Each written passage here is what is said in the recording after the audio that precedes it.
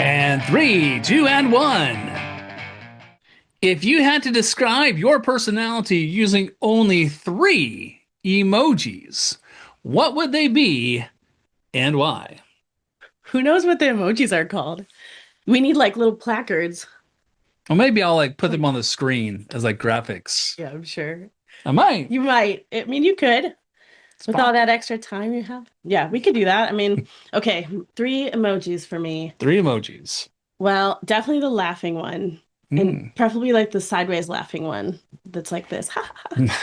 And then and then for sure the crazy eyed one because I feel like schedule wise, life is a little chaotic right now. Also, I did get told recently that I was an agent of chaos, but in a positive way, maybe. And then I don't know if this is defining me, but the third one that I use very often is the one that is like kind of like the oops grimace, like they're like I don't know what it's called, but like when you're in a lot of chaos, things like fall through and you're like, ah, I was supposed to do that. Sorry. Mm. So Okay. occasionally I get that one. Or like, was that weird for you? I use it that way too. So like All a right. All right. conversational emoji. Very nice. Very nice. Okay, how about for you? So I'm gonna go with some classic, tried and too simple ones here. Okay. Coffee, Well, I didn't even think about like items. Okay, coffee the little celebration icon, for sure. and the whiskey icon. Those are the ones that represent you. Yes. Whiskey represents you. What does it say about you? Well, let me go through these real quick. Uh-huh. The coffee, I'm energizing. Oh, you're very good Okay. at this. It helps that you made the question. Okay, I'm really good at celebrating, that's true. and I'm intoxicating. Wow. Stay with us. You don't have to turn it off now. And very, very humble. And so humble. And to you, our listeners, if you'd like to put your emojis down in the comments, Please do. please do. Along with explanations, you'll get 1 million internet points. Welcome to the Kimberly and Coach Show. Season Four. 4. Four. What season are we on? What year is it? I mean, honestly. Episode 1, Season 4 of the podcast, where we bring you actionable practices where you can use in your leadership and collaboration. Today, I'm Coach Kimberly, is right next to me. Hey. Today, we're kicking off a new season of the podcast with a topic that we all encounter a lot: conflict. It's been known to happen. A little bit. A little bit. There's been a little bit of conflict here of late. Oh, geez. Well, yes. We are in the midst of some large conflicts in our timeline right now in our feed, but we also all have little conflicts at work, with our friends, in our families, with Yep. our kids and our spouse. And so we need some tools even for Yeah. those little moments of Mhm. friction. Right. Because we all have it. Hmm. We don't want it usually, and we have to get through it.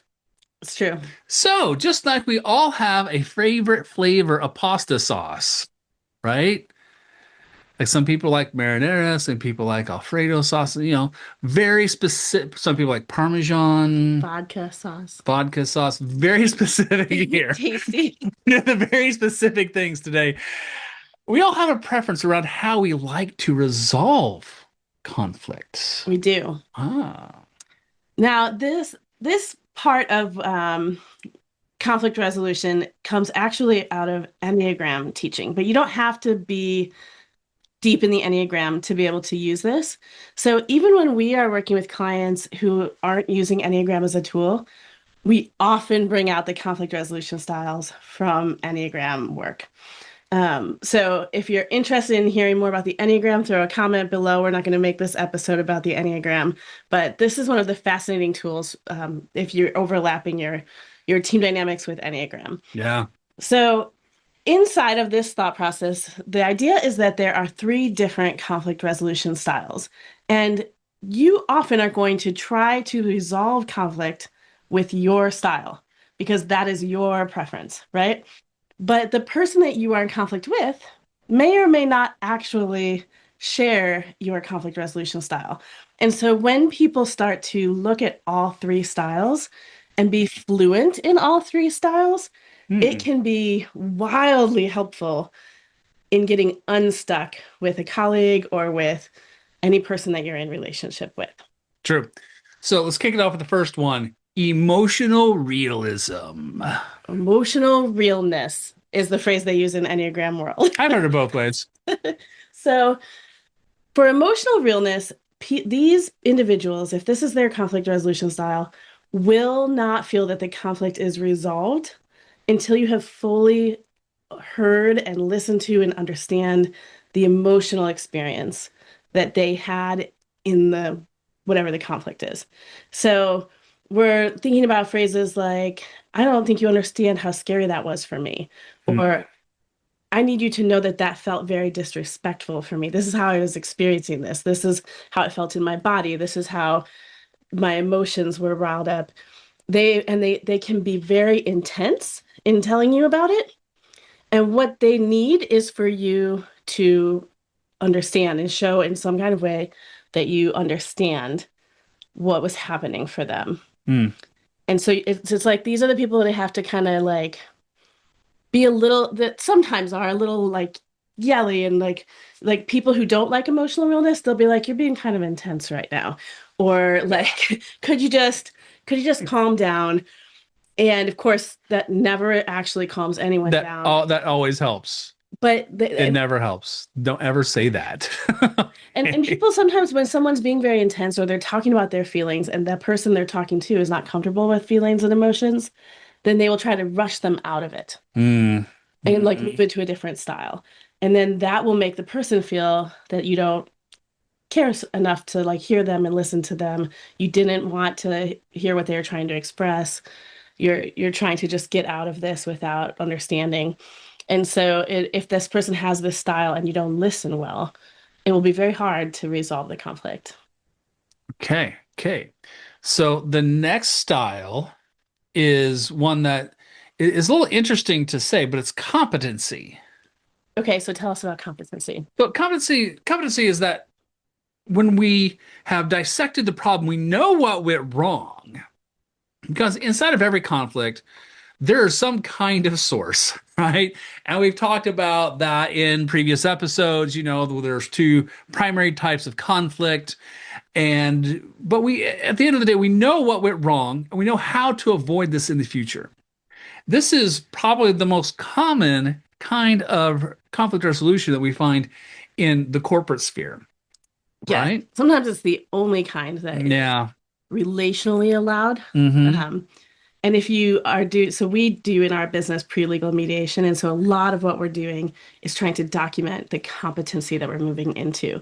So we look at the problem, we understand from both sides, and then we say, here's where things broke down. Here are the expectations. This is how you guys will behave in the future.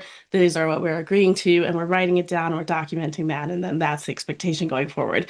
And that is very competency based. People who love this conflict resolution style want to jump right into how do I fix it?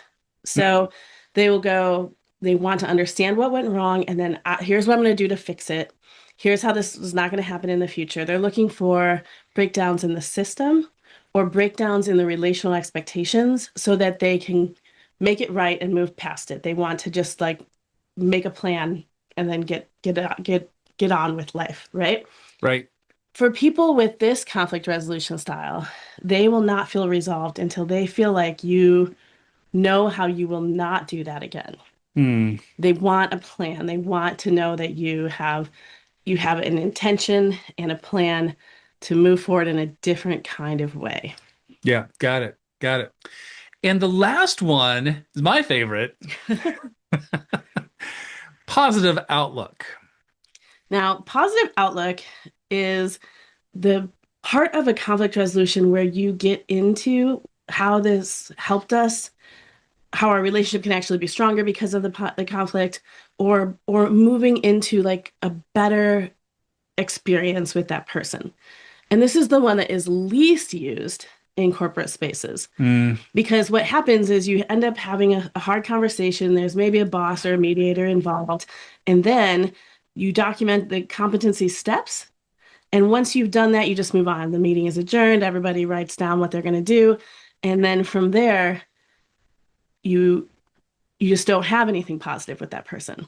And so when you see that person in the break room or in the next meeting, it can feel very awkward. It can feel like, yeah, we did a little bit of work, but now I feel like we're never going to be good relationally. And mm, so people who need this type of resolution, they're looking for a positive interaction with the other person. And that can be just ripping off the band-aid and going and having a coffee, or like going into a meeting and making sure that you're looking for the positives to be able to say, hey, I really appreciate that point that you made, or whatever the case is. And it's not until the relationship kind of gets back into positive space that that person will feel fully resolved. They'll feel like the conflict is still ongoing until things start to feel better for mm. them. Yep. Yep. Okay. So, one of the things that we try to do on this podcast in every episode is to give you something that you can take back with you in the shop, something that you can literally use today. Right. So, what are some practices we can start on? We can start to use to get better at Right. one or all of these? Because let's get real. If you don't really know the person you're in conflict very well, which is actually pretty high, I know like, their style. yeah, you don't know their style. It's one thing like if you've been married for 25 years, like Kimberly and I have, right? We know our styles of conflict. We know how to get them resolved. But, What do for we know? yeah, right. But But a coworker, the chances are you know when it's not working though. okay, Like you go, I'm trying here, and like there is no traction. We are not getting through this. It is not getting better. And that is a good sign that there might be a mismatch in conflict resolution style. okay, And so what you want to be thinking about is what are the practices for all three, even though you probably prefer one of these. So as we've been talking about these, you might have been paying attention to your own internal sense of, oh, I think that one is me. So mm, my hope is that you've kind of identified where you tend to land. And if you haven't, that's okay. What you want to do is do a little self-observation when you hit the next conflict, and think about what you want to go to first, and think about what has to happen before it feels fully resolved for you. But once you know like what you are very good at, like we are both sevens on the Enneagram, it's in the positive outlook triad, and we are very good at moving into the positive thing. What are we celebrating? What did this help us with? Let's go have some fun because that was really hard, that kind of thing. Um, but then I can go, what is the one that comes the least naturally for me? mm, And for me, the least natural one is emotional realness. I tend to feel like I'm not sure if I'm allowed to be emotionally real, and I have to kind of prep hard to talk about my feelings, especially in a corporate space. Like it feels very vulnerable to say, like, here's how I was feeling, which often means in corporate spaces, I'm trying to lean into competency, but I'm not, but the conflict is like kind of anchored in how it felt for me. And so I have to get brave and actually go into the emotional realness when I'm the one who feels harmed or frustrated. So you could be noticing this is the one that probably doesn't come naturally for me. And so then from there, we want to think about what are the practices for each of these. So hmm. the first one is emotional realness.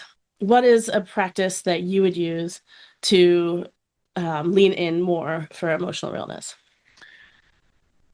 Yeah, I think in my experience, stepping back and trying to put myself into the other person's head, because one of the real dangers of conflict resolution is gaslighting and saying, "Oh, you didn't actually feel that," and how you felt and Mm-hmm. why you felt that wasn't real. And that happens a lot. Is that we're trying to get around the hardness, right? Right. We're trying to Trying to invalidate minimize that. yeah. That's not what you want to do here. Hmm. Okay? You don't want to invalidate. You don't want to minimize. What you want to do is you want to take and put your yourself in that other person's place. Try the best that you can to try to figure out why and how they were feeling and try to see it through their eyes. And the thing that makes this very hard is that there's a strong chance that when someone starts to tell you how something you did hurt them or bothered them or inconvenienced them, depending on what the conflict is, your gut instinct might be to get defensive. Like, no, that first of all, this is not that big of a deal. And here's where you're wrong. And that's not what I was trying to do. And none of that will help someone feel like they have been heard. Right. So the tool that you can use here, the practice that I think it's good to lean into for everyone, but especially your people who are emotional realness, is mirroring. So when you mirror somebody, you respond by telling them what you're hearing from them instead of explaining or excusing or trying to solve yet. So before you get to any of those things, you're saying, okay, I hear that when I did this, it felt like this to you. And that probably was very frustrating, so And am I getting this right? and then you can say, am I getting this right? So that is a tool. And you can also mirror in the form of questions. If someone is not able to articulate their emotional state or like their emotional realness, you can say, it seems like maybe when I did this, it felt like this to you. Does that seem true? And then they can go, no, not at all. Or actually, yes, I did feel like that.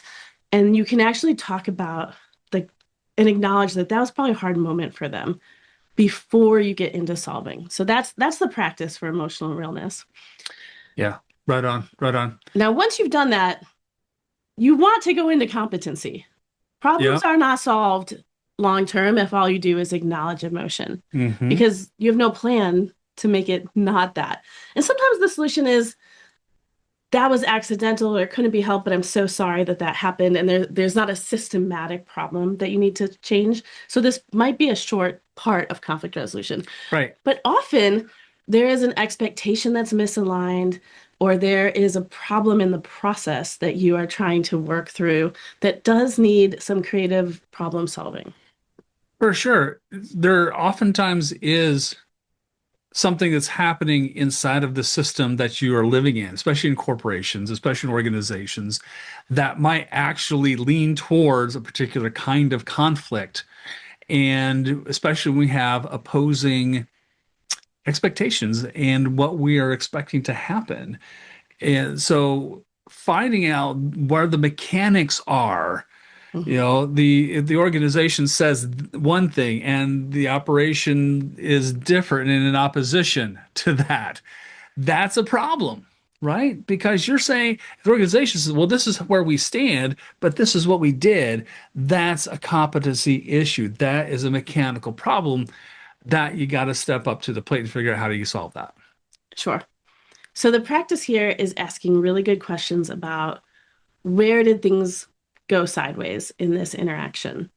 Now, the tricky piece about competency is that sometimes you're having a conflict about one thing that is actually kind of about a different thing. And so a place where people really go wrong is when they're talking over here and then they solve that, but it doesn't fix the actual conflict because the person's actually mad about that. And so competency, by asking a lot of really good questions, it can move you past, like you can peel the layer, like, okay, to give an example that we often talk about from our marriage, I have very strong opinions about the dishwasher sometimes. And usually that means I'm stressed and I'm feeling trapped or something's going on for me, or I'm already irritable because otherwise I just don't really care that much. I'm just glad they're getting done. But if I start to get like super picky, but the chances are that the dishwasher is one of many things, or I'm feeling a bigger sense of the way we're doing things isn't working, or I just feel I'm feeling something. I'm feeling stuck somewhere else and it's coming out sideways here. And so whether you're asking questions about the actual incident that is on the surface and you're very clear, we have a conflict about this, or you're kind of sure, I don't know what's going on here, but I think maybe something I did yesterday bothered you. When did you start to feel irritated with me? And that might take some work from both people Mm-hmm. to actually get to the thing behind the thing. But either way, a really good question is going to help. And you keep asking questions until you understand the problem, because it's very hard to solve a problem when you don't understand it. And a lot of people, because they're trying to move out of conflict really fast, they listen a tiny bit. They listen to like 10% of a sentence, and then they go, you know what? Here's the solution. I'm going to do this and this and this and this. But they don't even understand the problem yet. And so once you ask the really good questions and you can kind of pinpoint, here's the place where this is not working, then you can, as partners, creatively start to solve that. Like, what are some things that you would like to see happen here? What do you wish was happening in the way that we're communicating, or whatever the case is? Um, you can collaboratively work with that. Right, right.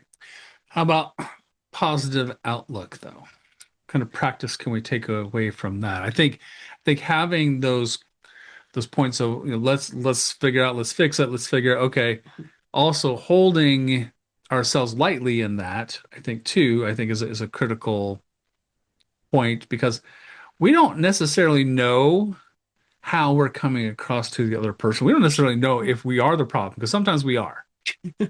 Like, I'm here, I'm a problem half the time, right? I mean, this is very, very well aware of this, and I need to hold that lightly and say, okay, yes, I might be part of the problem, but if I understand that, if I'm part of the problem, or you're part of the problem, actually, we're probably both part of the problem. Right. I was Let's gonna get say, real. conflict, Let's get real. We're all probably part of the problem.